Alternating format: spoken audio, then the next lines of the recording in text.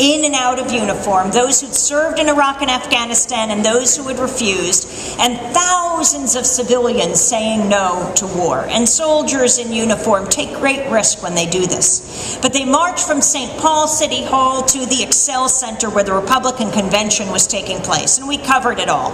And then I went off to the convention floor to cover the delegates in the first day. And I was interviewing delegates from the hottest state, from Alaska. And my colleagues went back to St. Paul Neighborhood Network, SPNN, the public access station where we were doing our expanded 2-hour daily coverage of this convention. Sharif and Nicole were digitizing tape when they heard a commotion outside. They raced down to cover it. Well, I didn't know about that. I was just doing my interviews with Rick Rowley, another great independent journalist with Big Noise Films, who did with Jackie Swin Zapatista and the Fourth World War. You should see those films.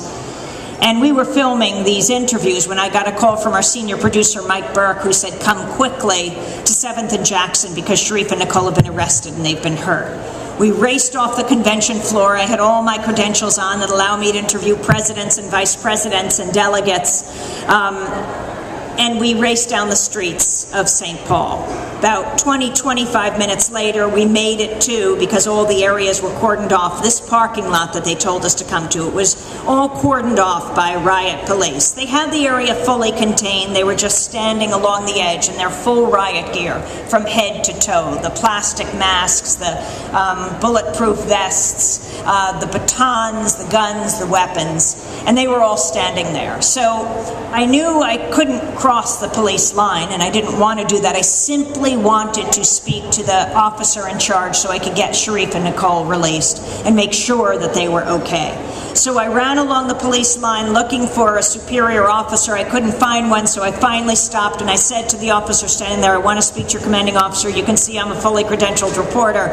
I need to have my reporters released now, that both of them are credentialed like I am. It wasn't seconds before he ripped me through that line, twisted my arms back, slapped the handcuffs on my wrists behind my back, threw me up against a car and then the wall and onto the ground. I was begging him, don't arrest me, as other police officers joined in. We just want to have our reporters released. I was desperately, from my position on the ground, looking for Nicole and Sharif.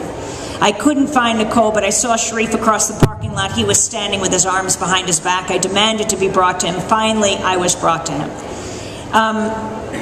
My hands were hurting. The handcuffs were very tight. They were digging into my wrists. And I asked the police officer, I debated this. I was wondering whether I should say it. Would he make them tighter? But since I couldn't bear it, I just said, could you please loosen my handcuffs? Whereupon he tightened them. Sharif and I were standing there, our credentials around our necks. We were saying loudly, repeatedly, very often, we are journalists, you should release us, you should not be arresting us. Whereupon the Secret Service came and ripped the credentials from around our necks. Then I was processed and I was brought to the police wagon. I was saying I wouldn't go into this wagon unless I could be sure I could see Nicole. They brought me into the police wagon and she was there. Sharif's arm had been bloodied, her face was bloodied, and inside the police wagon she had her press pass, her face was bloodied. She quickly told me what happened. She said that when they heard a commotion outside, they picked up the camera and the microphone, she and Sharif. They raced outside. There were riot police outside. There were also protesters, and she was filming. She was in the parking lot. The police, riot police, were coming at her in formation. They were shouting, on your face, on your face. She was doing her job. She was filming. She was holding up her press pass, and she was shouting back, press, press. They were telling her, move, move. She said, where? She was against parked cars, and they slammed her down to the ground. Her camera tumbled. She did not plan to film her own violent arrest, but that's exactly what happened. Her camera tumbled down. She's on her stomach. The boot or heel or elbow, she couldn't figure out what was on her back. And they were dragging her leg, and because she was on her face, they were bloodying her face. And one of the first things one of the officers did is they ripped the battery out of her camera. If you were wondering what it was, they wanted to stop happening. So Sharif came running. He told the police to calm down, whereupon they threw him up against the wall, kicked him twice in the chest, and took him down. He still has the scars on his arms. They faced PC felony riot charges. That's probable cause felony riot. I was charged with interfering with a peace officer. If only there was a peace officer in the vicinity. So Nicole and I are taken away. I was brought to the police cages that had been erected in the police garage for the protesters, and Nicole and Sharif were taken to jail. I was there for hours, but I would have been there for much longer if it hadn't been probably for a number of you and people all over this country, because independent media posted the videotape both of my arrest and of Nicole's arrest online. It was the most watched YouTube video of the first 2 days of the Republican convention. It just went viral. The police, the jail, the authorities in St. Paul got thousands of tweets, phone calls, emails, I don't know what, faxes. But we were eventually released. First me, and then a few hours later, Nicole and Sharif. Sharif was in jail with the AP photographer. The AP photographer remained in jail as Sharif was released. And that just shows the power of independent media when people respond. And I thank you for that. Now, I was then brought back to the convention center. I was being interviewed by radio and TV networks. I was in the NBC skybox that night. And when I finished describing what happened, the camera was turned off. An NBC reporter came over to me and said, "Our government allow it to be expressed." Whether we're talking about the journalists who are trying to cover it or those who are expressing the dissent themselves. We know what kind of reporting. I'm not saying the reporters who embed with troops aren't brave, but what perspective are you going to give as a reporter? You're sleeping with the troops, you're eating with the troops, your life is in their hands, you're giving a perspective from the trigger end of the gun. If you're going to do that, you need reporters embedded in the front lines you need reporters embedded in Iraqi hospitals and Afghan communities, in the peace movement around the world, to understand the full repercussions of war. And the problem isn't only being embedded in troops, it's the media embedded in the establishment in this country. We have a very special role to play. It's the reason why our profession, journalism, is the only one explicitly protected by the U.S. Constitution. Because we're supposed to be the check and balance on costs of war. Think about it. Protesters from Wisconsin, from Lansing, from Columbus, from all over this country. Not only are there protests in the Middle East, but in the Midwest as well.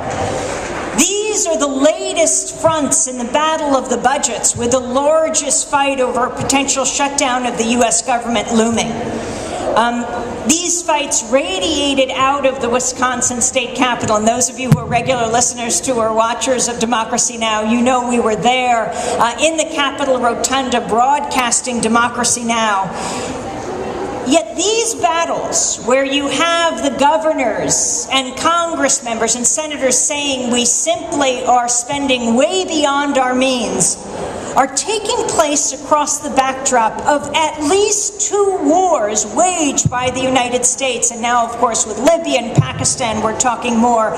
But the wars in Iraq and Afghanistan. No discussion or debate over budgets, over wages and pensions, over deficits should happen without a clear presentation of the costs of these wars and the incalculable benefits that ending them would bring.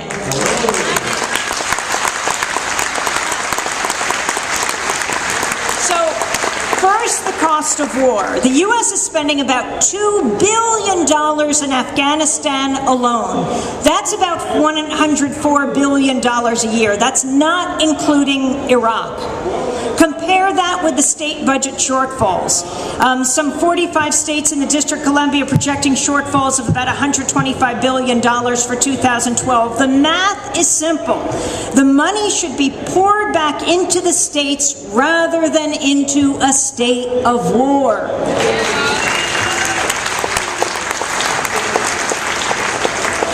President Obama shows no signs that he's going to end either the occupation of Iraq or the war in Afghanistan. Quite the opposite. He campaigned with the promise to expand the war in Afghanistan, and that's one campaign promise he's kept.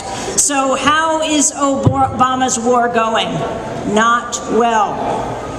This has been the deadliest period for civilians in Afghanistan since the U.S.-led invasion began in October 2001. I mean, over the last few months, and the numbers have even increased since I wrote this at the beginning of March, 65 civilians reportedly killed in Kunar near Pakistan, where mounting civilian casualties lead to increasing popular support for the Taliban. 2010 was the deadliest year for U.S. soldiers as well, and the fighting promises to intensify as the weather warms. The Washington Post recently reported Obama's controversial CIA-run drone program, in which unmanned aerial drones are sent over rural Pakistan to launch Hellfire missiles at suspected militants, has killed, close to 600 people, of whom only 2 were on a U.S. list of people suspected of being high-level